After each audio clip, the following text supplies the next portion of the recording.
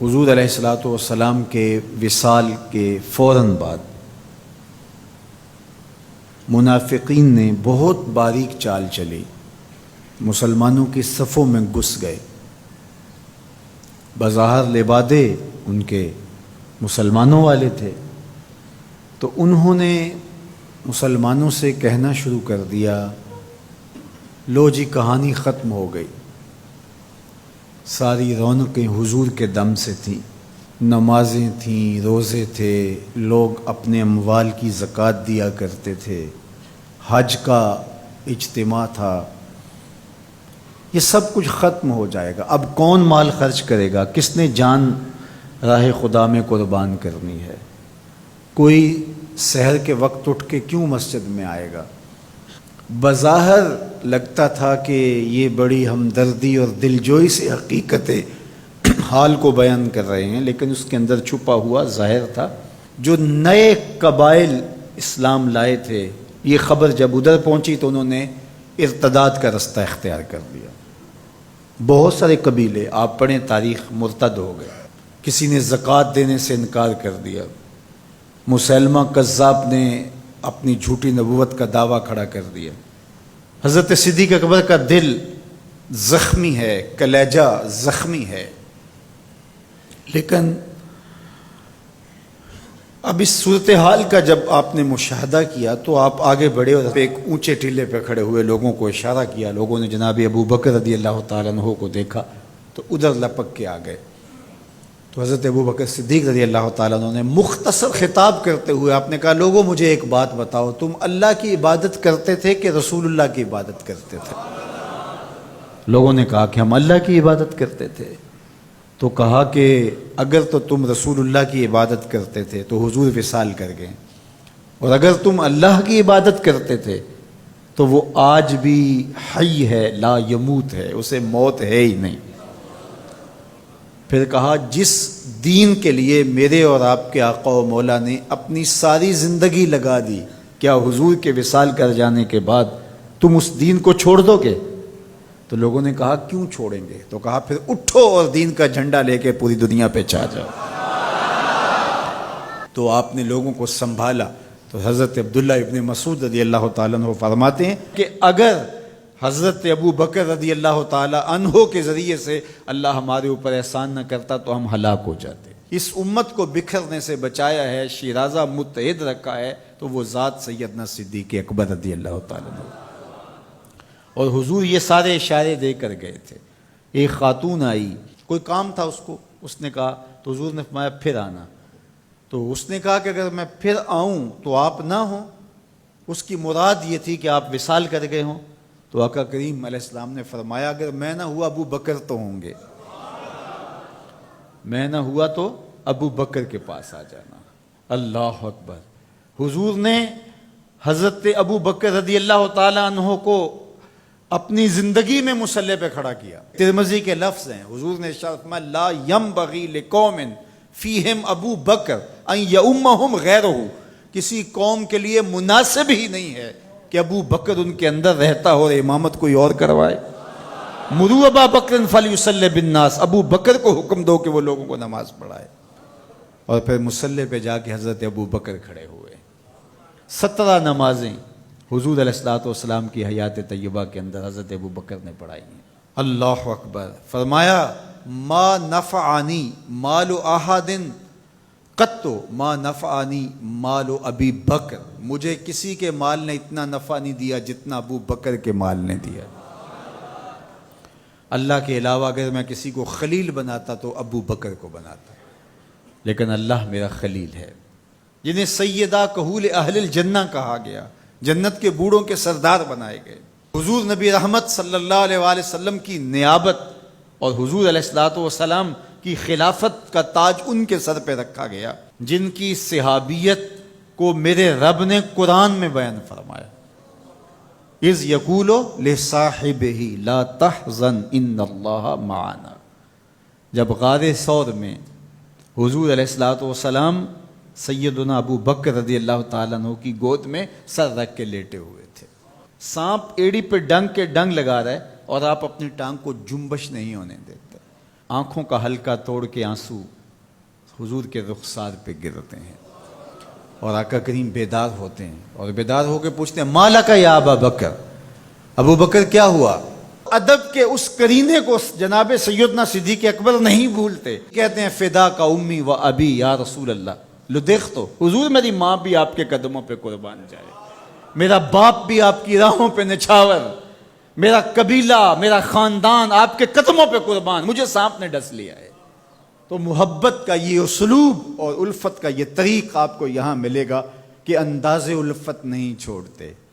تو سانپ کا کام تو ڈسنا ہے، چاہے وہ غار میں ڈسے یا اسلام آباد میں بیٹھ کے ڈنگ لگائے، وہ تو ڈستا رہے گا، لیکن ابو بکر حضور کی محبت کے ترانے پڑھتا رہے گا۔ سیدنا صدیق اکبر کی سب سے بڑی آرزو جب پوچھی گئی تو وہ یہی تھی کہ آنکھیں میری ہوں، چہرہ حضور کا ہو، نہ چہرہ ہٹے نہ آنکھیں تھکیں، دیکھتا رہوں اور دیکھتا رہوں۔ اس واقعہ کی حکایت قرآن نے بیان کی ہے۔ اذ یقول لصاحبہ، صحابی کا ٹائٹل قرآن نے حضرت سیدنا صدیق اکبر کے نام کیا ہے، اس لیے حضرت سیدنا صدیق اکبر کی صحابیت کا انکار کفر ہے۔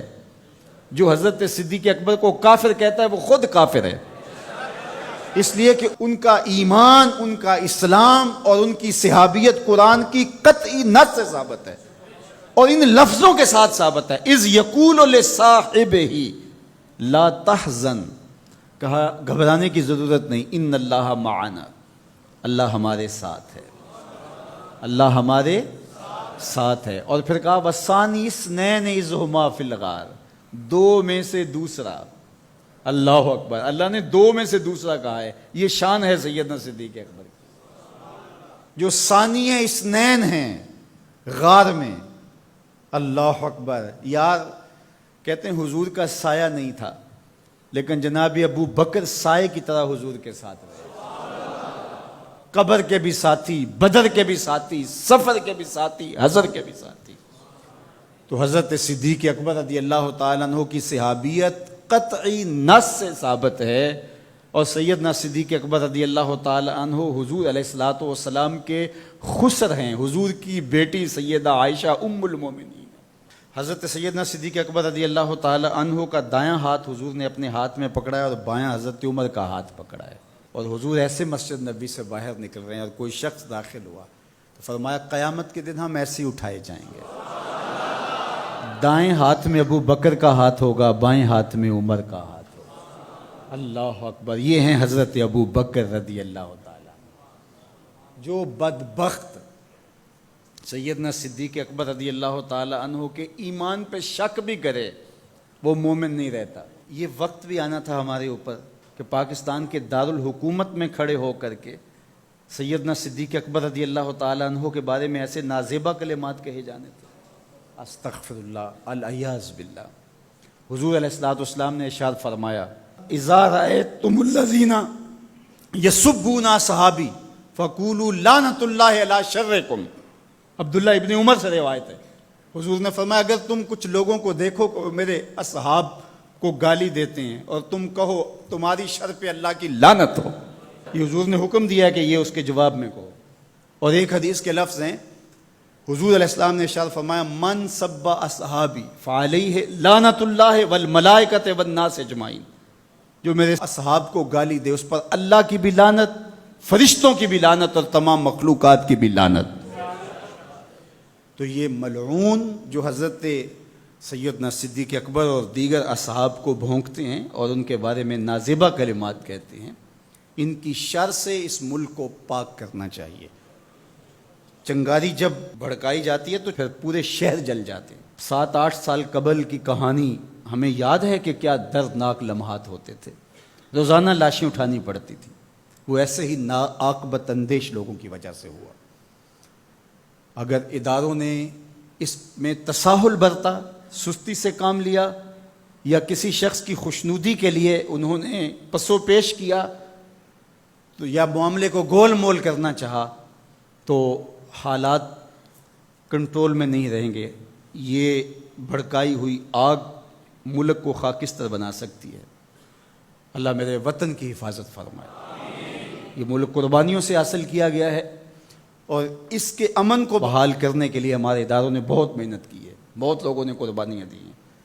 تو ایسے ناہنجار لوگوں، ایسے بدبخت لوگوں کو فوراً قانون اپنی گرفت میں لے، اور ایسے بد زبانوں کو لگام دینی چاہیے کہ جو اصحاب رسول کو بھونکتے ہیں اور اتنے سخت جملے کہتے ہیں۔ معاذ اللہ سیدنا صدیق اکبر کو کافر کہا جائے گا؟ جو صدیق میرے نبی کے دل کا چین ہے، جو اسلام کی بہار ہے۔ عبداللہ ابن مسعود فرماتے ہیں بچے ہی ابو بکر کی وجہ سے تھے، ورنہ ہلاک ہو جاتے۔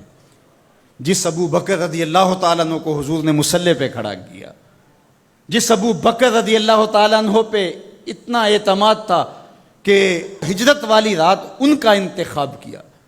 حضرت سیدنا عمر رضی اللہ تعالیٰ عنہ نے حضرت ابو بکر رضی اللہ تعالیٰ عنہ کا ذکر کیا اور رو پڑے، اور کہا کہ ابو بکر میری زندگی کی ساری نیکیاں لے لے اور غار والی ایک نیکی مجھے دے دے۔